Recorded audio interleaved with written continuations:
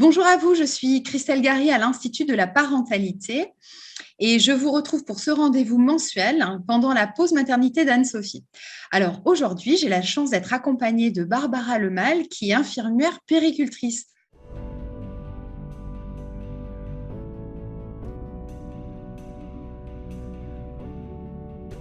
Barbara. Bonjour, je suis donc Barbara Lemal et je travaille dans l'association Pôle Parents Bébés Bambins qui se situe à Nort-sur-Erdre, au nord de Nantes.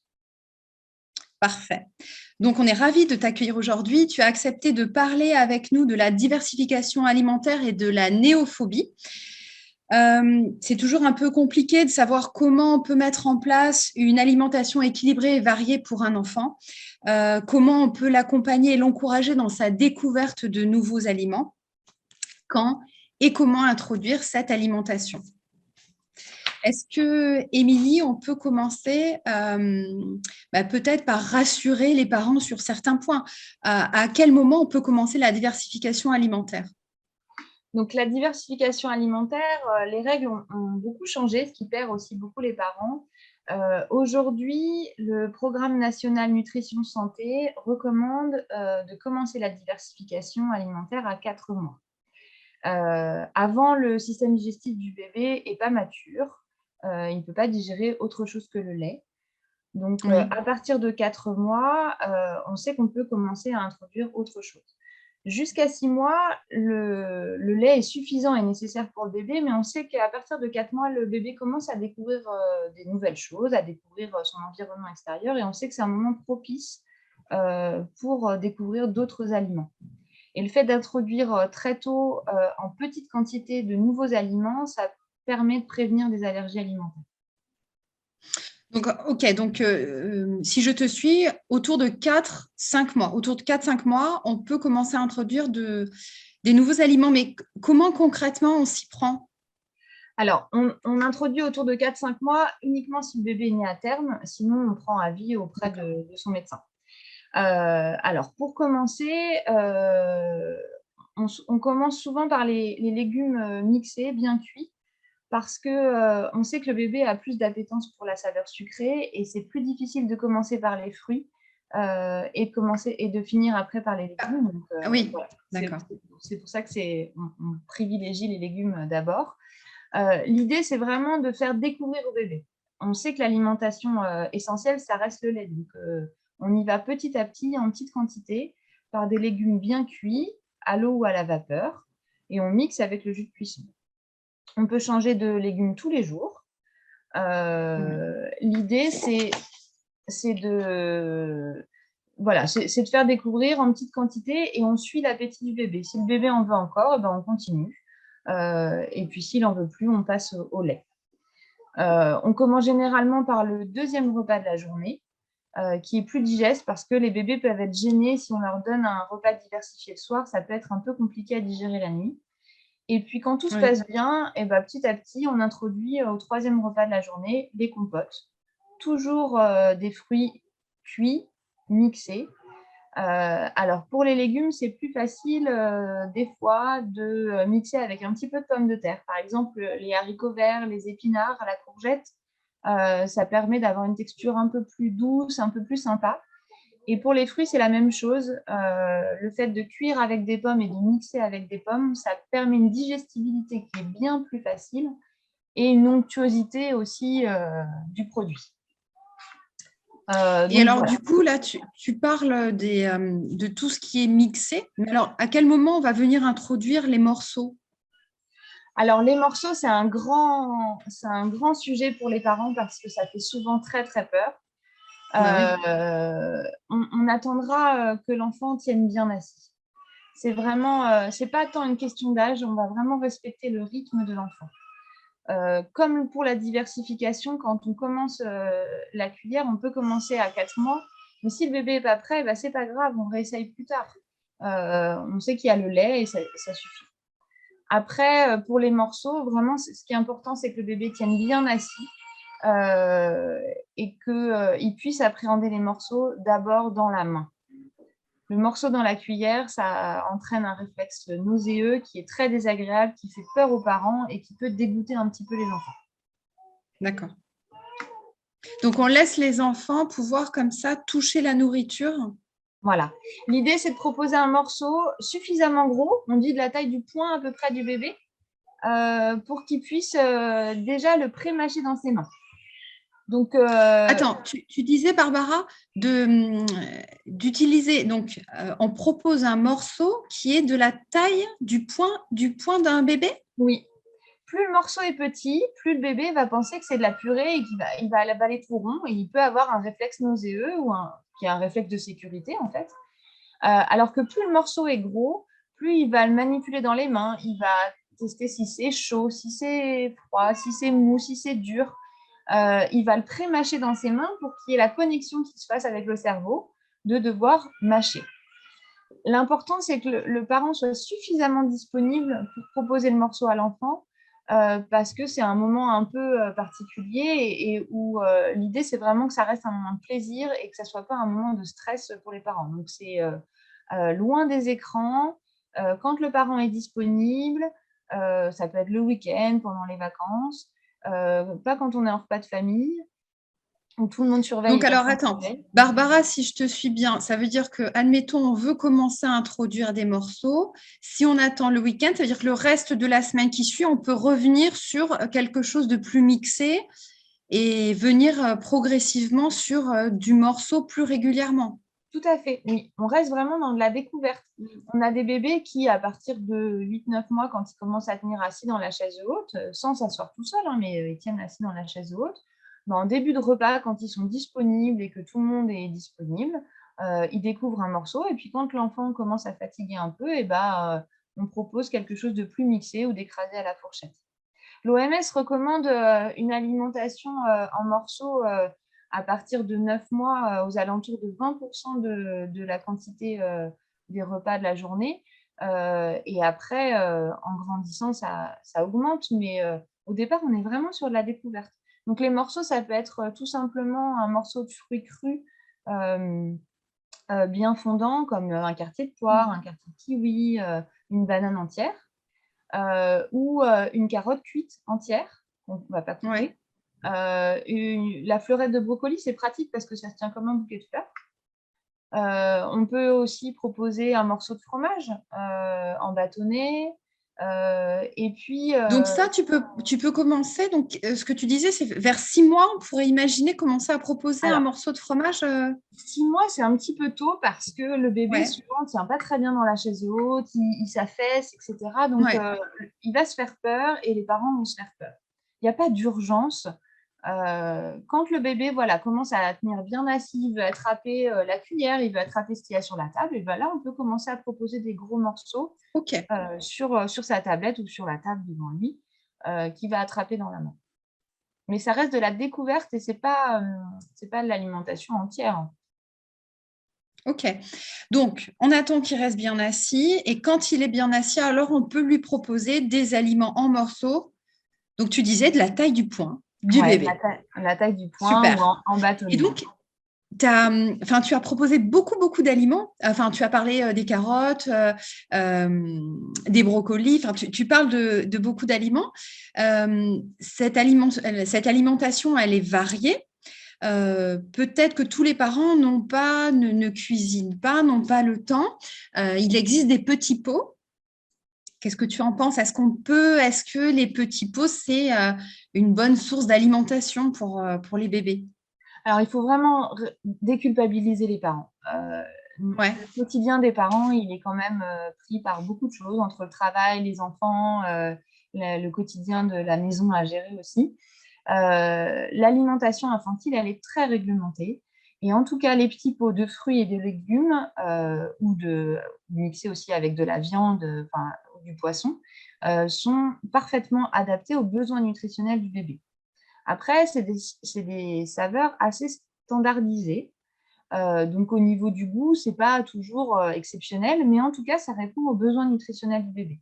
Ce dont il faut se méfier, c'est plus des yaourts infantiles, des ouais. boudoirs, ou des préparations lactées ou des céréales qui sont très sucrées. Et ça, en tout cas, nous, à l'association, on le déconseille parce qu'il y a d'autres, ça n'a pas d'intérêt nutritionnel. Mais en tout cas, pour les petits pots de légumes Et les petits pots de fruits, c'est tout à fait adapté. Donc, les parents, ils déculpabilisent. Quand ils ont le temps, s'ils aiment cuisiner, ils font la cuisine.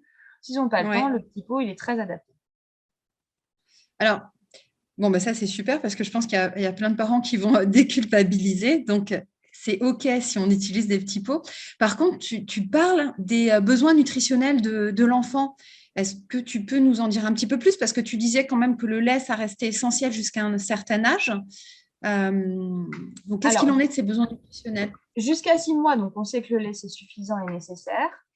À partir de 6 mois, ça ne va plus suffire. Donc là, le bébé, il a besoin de purée de légumes, de fruits et surtout de protéines animales.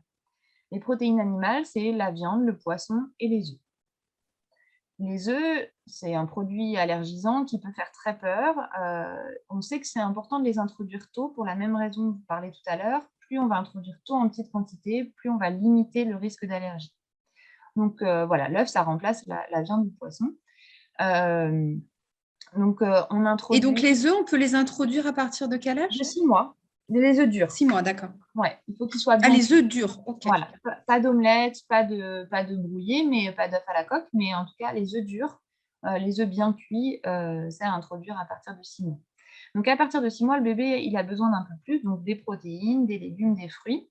Et puis ensuite, on peut introduire le gluten, donc par les pâtes, la semoule, tout ce qui contient du blé, en fait. En fait, on peut, selon le programme national nutrition santé, on peut tout introduire à partir de 4 mois, sauf que c'est un peu compliqué pour un bébé de découvrir la cuillère, les légumes, les fruits, la viande, Ouais. le poisson, les œufs, le riz, les pâtes, voilà. Donc on Ouais, y ça va fait par beaucoup. étapes. On y va par étapes et ça se passe souvent très très bien. Donc on dit généralement 6 mois les protéines, 7 mois le gluten et puis à 8-9 mois, on a tout introduit et on commence à diversifier les textures. Alors, tu parlais de l'importance des sources de protéines.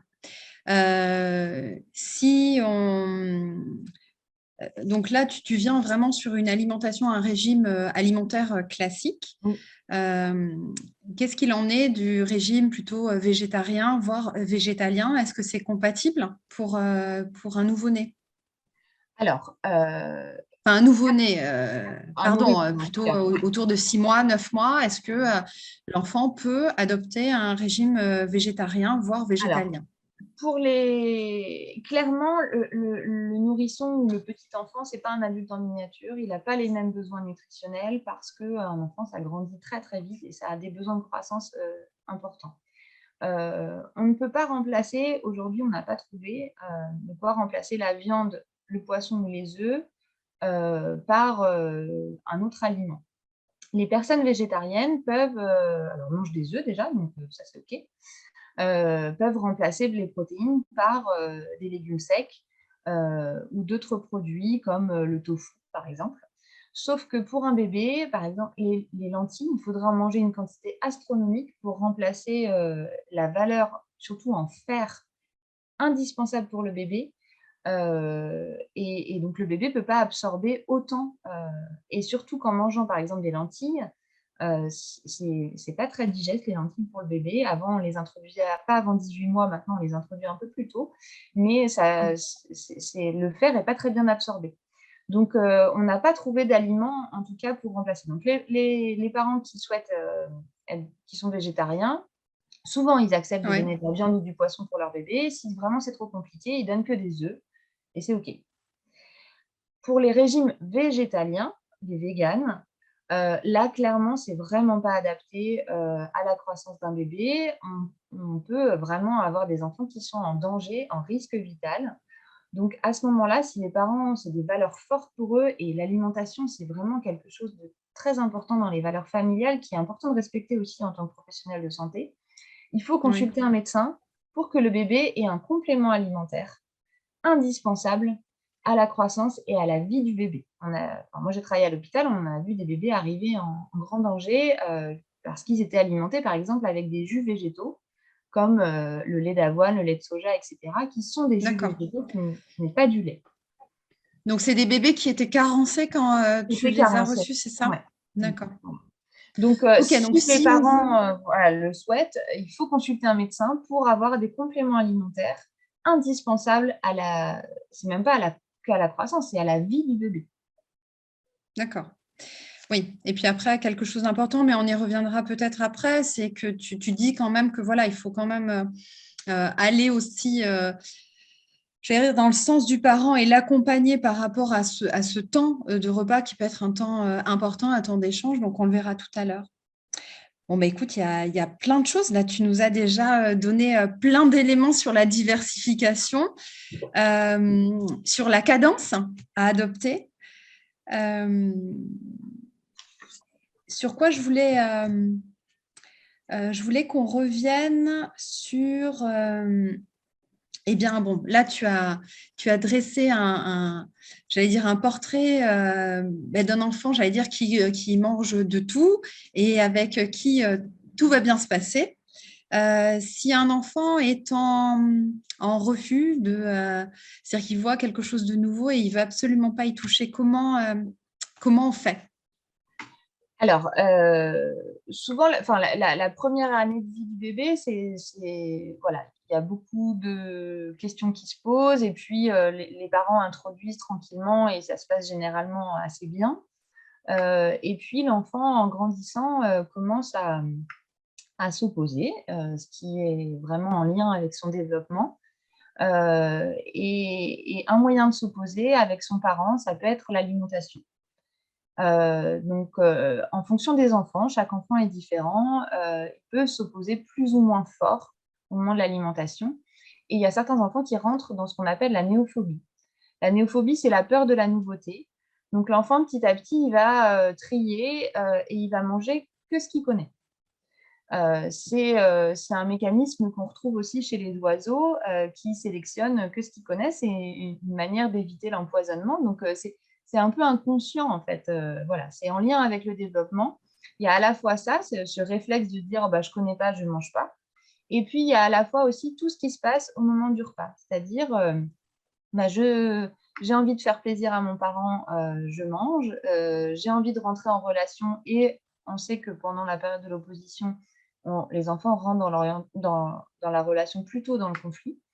Et bah, ça va être une manière aussi de rentrer en relation avec mon parent et je ne veux plus manger. Donc, on a des enfants qui sélectionnent vraiment, qui vont décider qu'ils ne mangeront plus aucun aliment orange ou plus aucun aliment vert.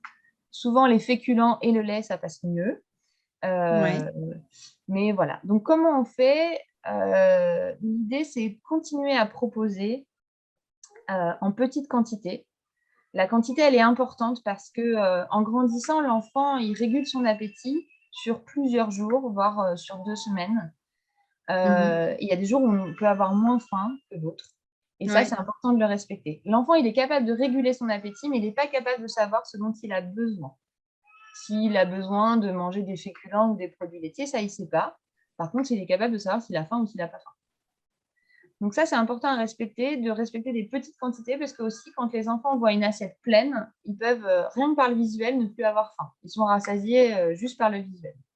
Donc, de proposer des petites quantités et puis de proposer de la variété.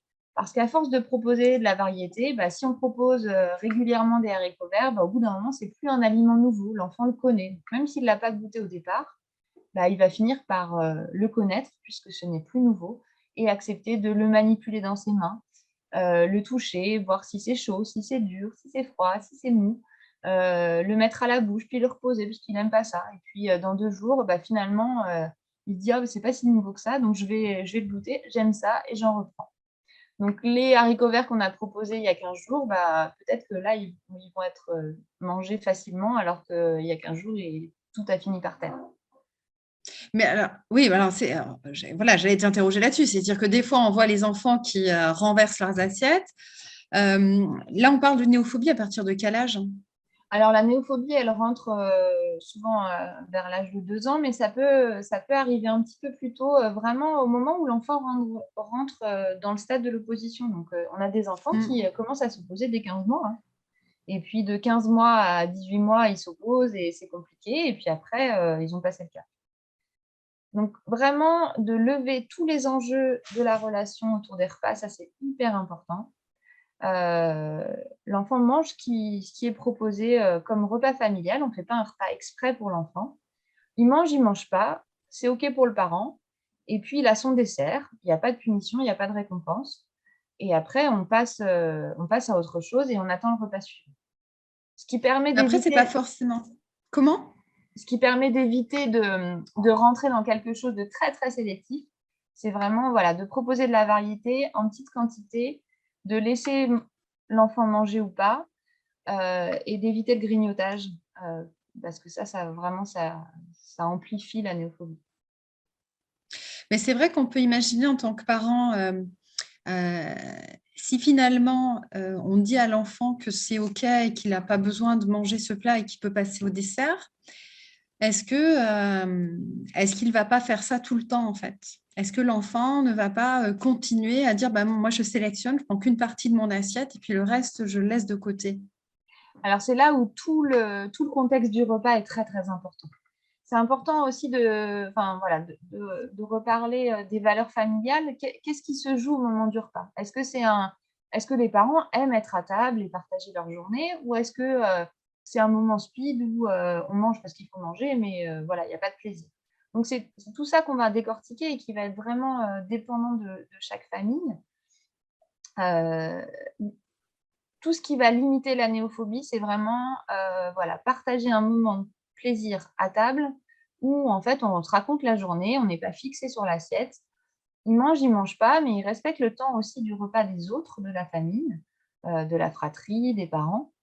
Et puis, alors ce qui inquiète les parents, c'est que oui, au début, l'enfant peut-être pendant 15 jours, 3 semaines, il va manger que son yaourt, que son dessert. Ben, Et c'est ça. puis, mais à force de proposer de la variété et de rester sur ce cadre et cette limite qui permet à l'enfant de se construire aussi, l'enfant, au bout d'un moment, il va avoir envie de partager et de redécouvrir. Et c'est vraiment ce qui va lui permettre de doser, c'est d'accepter qu'il touche dans son assiette avec ses mains. Cuisiner avec son enfant aussi, ça aide. Partager Ouais. la préparation. La pâte à modeler, ça aide pas mal aussi. Et puis, ce qui peut Donc, se vraiment jouer, le fait de toucher des voilà. textures, c'est ça en fait? Ouais, les enfants, ils ont vraiment besoin de manipuler. Ils apprennent beaucoup dans la manipulation. Donc, le fait de pouvoir manipuler l'aliment, déjà, de le toucher avant de le mettre dans sa bouche, ça permet de l'appréhender différemment sur les textures, la chaleur. Est-ce que ça me tente ou est-ce que ça ne me tente pas? Il y a le visuel, de ne pas en mettre trop dans l'assiette. Il y a le sensoriel, au niveau du toucher. Et puis après, si je me sens prêt, et si tout le monde n'est pas là à me regarder en train de manger, je vais peut-être porter à la bouche et découvrir. Et alors, comment on fait si en tant que parent, on n'aime pas quand notre enfant, il touche avec ses mains, il se salit, s'en met partout, il en jette la moitié à côté. Enfin, est-ce que tu as des astuces pour les parents pour pas que... Parce que tu parlais de ce moment, de ce temps de repas qui doit être un temps de plaisir, de convivialité. Comment on fait pour pas que ce soit anxiogène pour un parent? Alors, quand ça c'est vraiment dépendant de chacun. Et en effet, il y a des parents qui n'aiment pas du tout quand c'est sale, etc. Donc, c'est de mettre toutes les conditions de son côté. C'est-à-dire, on met un grand tablier à l'enfant, une espèce avec des manches, là. On peut mettre une toile cirée sous la chaise haute du bébé pour pouvoir tout ramasser et vider à la poubelle. Enfin, voilà, il y a plein de petites astuces comme ça qui permettent de limiter aussi tout le travail qu'on peut avoir après le repas.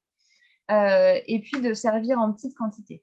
C'est vrai que si d'emblée l'enfant, dès qu'il a son assiette devant lui, il la jette, et peut-être qu'on va proposer un aliment par un aliment pour qu'en fait il y en ait moins par terre et puis qu'il puisse le découvrir. Donc je dis n'importe quoi, les parents ont prévu de manger des pâtes et des brocolis, on va mettre un tout petit peu de brocoli, un tout petit peu de pâtes, et comme ça en fera moins écrasé.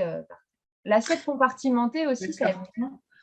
Ouais. Parce que l'assiette compartimentée, on peut mettre l'aliment que l'enfant aime moins, à côté l'aliment que l'enfant aime plus. Et vu que ce n'est pas mélangé, l'enfant, il peut choisir. Quand tout est mélangé, il y a des enfants qui adorent les pâtes. Mais s'il y a les haricots verts dans les pâtes, je ne mange rien du tout parce que tout est mélangé et j'en veux pas. Ok, donc on respecte vraiment le rythme de son enfant. Voilà. Et alors tu disais, donc effectivement, si l'enfant il ne veut pas manger le plat, ou une partie de son plat. Est-ce qu'on est d'accord? Il reste avec nous à table. Il reste avec nous tout le temps du repas. Alors ça, c'est un choix parental. D'accord. C'est-à-dire que si c'est important pour les parents de partager ce moment-là où on se raconte notre journée, où on échange sur ce qui s'est passé et que l'enfant reste à table, ça, c'est la limite parentale et l'enfant reste à table. Si c'est pas un moment agréable pour personne, parce qu'en fait, les parents, ils aiment pas trop manger et ils mangent sur un coin de table et ils préfèrent jouer avec leur enfant ou faire autre chose ou voilà. Et ben, on finit le repas. Il veut pas manger, il a son dessert, on sort de table et c'est OK. C'est vraiment un respect des valeurs familiales qui est important parce que c'est de toute façon, c'est ce que les parents vont vouloir transmettre. Donc, on va pas Ouais. se faire violence. Et alors, attends, j'ai encore une dernière question. Tu parlais de, donc, on ne mange pas le plat, on passe au dessert. Est-ce que ça veut dire qu'entre les repas, l'enfant a le droit à une collation ou est-ce que, bah non, du coup, il attend le repas suivant? Il attend le repas suivant. Ah ah, Et mais c'est oui. ça qui est le plus dur à tenir. C'est difficile des fois. Les mamans nous disent bah ouais, mais il a rien mangé là, il va se coucher le ventre vide et ça peut être compliqué, mais c'est ce qui va permettre de tenir dans la durée. Et ce sur quoi j'ai vraiment envie de rassurer les parents, c'est qu'il n'y a pas de carence. C'est-à-dire que l'enfant, il va réguler son appétit sur 15 jours. Il peut ne rien manger pendant 3 jours, manger 2 cuillères de yaourt, un peu d'eau et 3 cuillères de compote. Et puis après, manger un petit peu plus les jours suivants. Donc vraiment, il n'y a pas de carence dans la néophobie, sauf sur des gros troubles de l'oralité, mais qui se voient avant. Donc on essaye de tenir bon et de ne pas donner de collation, ni de compenser par un gros goûter parce qu'il n'a rien mangé le midi. Qu'est-ce que tu entends par une régulation sur 15 jours? C'est-à-dire que l'enfant, il peut ne rien manger pendant 3 jours et puis les 3 jours suivants, mieux manger. Pas forcément dévorer, mais mieux manger. D'accord. Ok. Bon, bah, très bien. Écoute, il me semble qu'on s'est dit déjà beaucoup, beaucoup de choses. S'il y avait un dernier point que je voulais voir avec toi, parce qu'effectivement, alors j'imagine que toi, tu connais, moi, je ne connaissais pas avant, la DME. Donc, est-ce que tu peux nous en parler? Donc, c'est la diversification menée par l'enfant. Voilà. Qu'est-ce que tu en penses? Alors, la diversification menée par l'enfant, il y a plusieurs choses. La DME pure et dure, c'est la diversification menée par l'enfant, c'est-à-dire qu'on propose tout en morceaux à l'enfant et c'est l'enfant qui choisit ce qu'il mange à partir de 6 mois.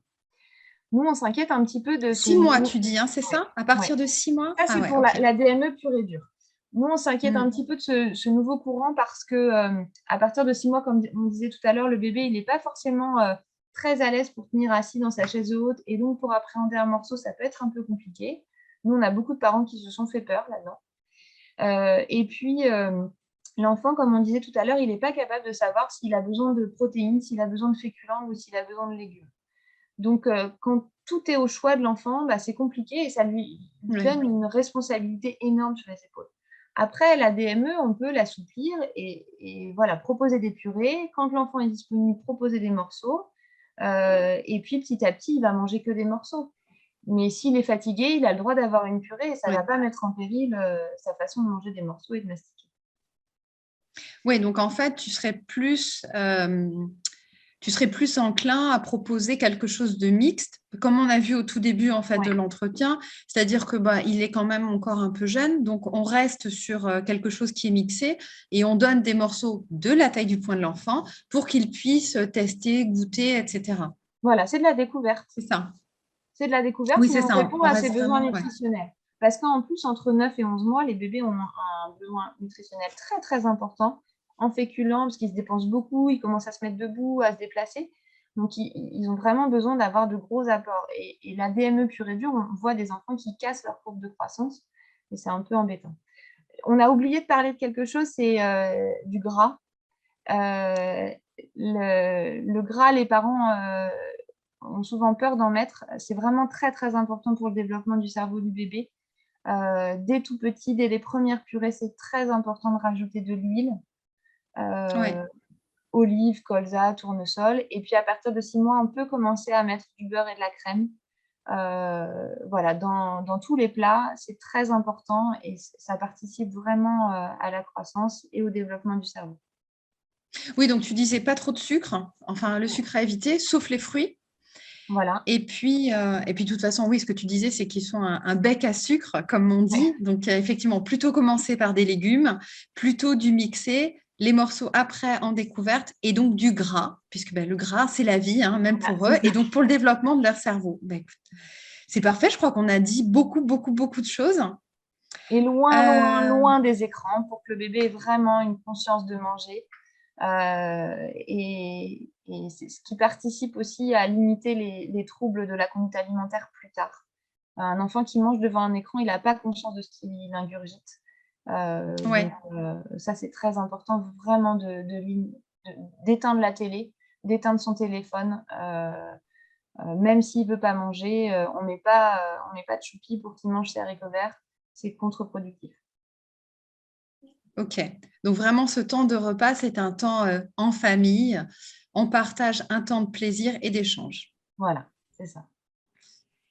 Euh, Et on Barbara, tu voulais facilite la rajouter vie. quelque chose? Comment? Voilà, on se facilite la vie, on n'a pas besoin de peser, on fait un repas familial avec le Ouais, feeling familial. On prend des petits pots quand on n'a pas le temps et on se respecte dans ses valeurs aussi. C'est vraiment ça qui est très important. ouais. Ok. Donc vraiment, voilà, on s'écoute en tant que parent, c'est un temps important. Mais écoute, tu as raison de le rappeler. Donc effectivement, le repas, c'est une vraie source de plaisir, un temps partagé. Merci Barbara, je crois qu'on est déjà, oui, je regarde l'heure, on a déjà pris pas mal de temps ensemble. C'est une excellente conclusion. Donc voilà, la pause parent, c'est terminé. On peut retrouver tous tes conseils en replay dans la rubrique ressources pause parents de notre site internet www.institut-parentalité.fr. Et pour vous, habitants de la région nantaise, on vous invite à rencontrer les professionnels de l'association Pôle Parents Bébé Bambin. Donc pour cela, ils peuvent appeler au numéro qui s'affiche sur l'écran. Et puis, vous avez aussi les experts des instituts de la parentalité de Bordeaux-Florac et de Paris-Sénart qui peuvent vous recevoir sur rendez-vous. Pour cela, il vous suffit d'appeler sur les autres numéros qui s'affichent en bas de votre écran. Voilà, merci à tous de nous avoir suivis, pardon, c'est terminé. Merci Barbara pour tous tes Merci à vous. conseils. Merci d'avoir rassuré tous les parents. Merci.